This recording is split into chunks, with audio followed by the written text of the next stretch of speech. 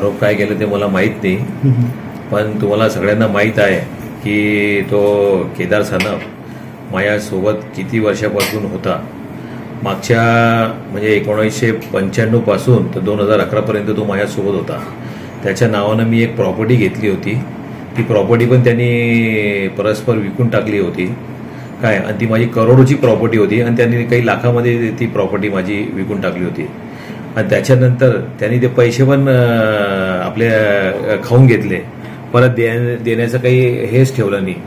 त्याच्यानंतर एक आपली आता मी मागे एक 138 त्याच्यामध्ये पण त्याला सजा होऊन गेली.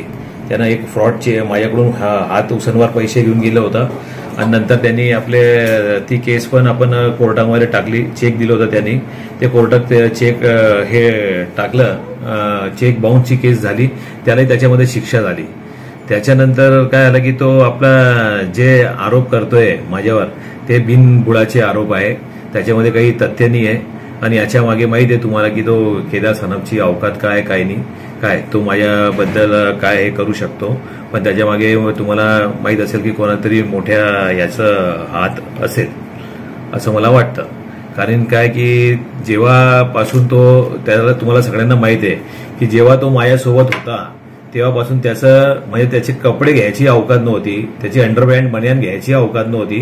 तेव्हापासून मी ना त्याला एवढं हे केलेलं. त्याचं लग्नापासून, त्याच्या बहिणीच्या लग्नापासून, आई वडिलांचं ऑपरेशन पासून तर सगळं काही माझ्या कंपनीनं यांनी आम्ही हे केलेलं आहे. तो काय आपला हे करणार. पण आता मध्यंतरी काय झालं की मागे एक म्हणजे तो असं आपले कार्यक्रम करतच राहतो की हे अर्ज करा, ते अर्ज करा. त्यांनी मिलिटरी स्कूलबद्दल अर्ज केला, त्यांनी आपल्या शाळाबद्दल अर्ज केला, त्यांनी आमच्या पर्सनल याच्याबद्दल अर्ज केले. त्याच्यामध्ये काहीच निघाला नाही. उलट माझ्या मिलिटरी स्कूलचा अर्ज केलं होतं त्यांनी, ते लोक आयुक्तमध्ये केली होती. ते लोक आयुक्तानं त्याच्यामध्ये त्याला पनिशमेंट केलं आणि ते अर्ज निकाल माझ्या फेवरनं निकाल दिला तिथे की ते मिलिटरी स्कूल त्यांची काय काय नाही. आणि तो आपले खोटे नाटे अर्ज करत राहतो, माझ्या प्रॉपर्टीबद्दल अर्ज करत राहतो आणि त्याच्यामध्ये काहीच निघत नाही. खोदा पाड निकला चुवा ऐसी वाली बात आहे.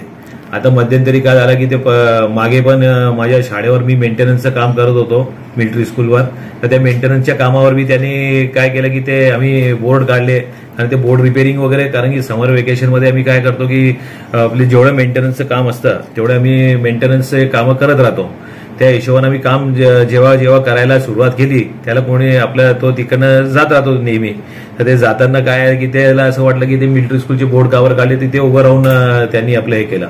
आता ही जी घटना झाली तो डायरेक्ट मी नागपूरला होतो आणि डायरेक्ट आला तो शाळेमध्ये. माझ्या वॉचमॅनला दादागिरी केली त्यांनी, डायरेक्ट मध्ये गेला आणि त्याच्यासोबत कोणीतरी होता आणि मध्ये जाऊन त्यांनी तिथे आपल्या डायरेक्ट माझ्या घरापर्यंत पोहोचला आणि माझ्या घरावर माझी मिसेस तिथे उभी होती, संगीता बियाणी, आणि त्याने डायरेक्ट दादागिरी केली की मी मनोज बियाणीला सोडणार नाही, मनोज बियाणीला मारून टाकणार आणि तुलाही मारून टाकणार, अशी दादागिरी करून तो आपले चक्कू होता त्याच्याकडे आणि तो मध्ये आपला हे गेला.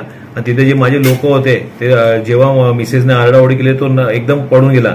तर तेव्हाच त्याला मग मी म्हणजे मला जेव्हा ही घटना माहीत पडली तर मग मी आलो तिकडनं आणि नंतर ही FIR दाखल करायला.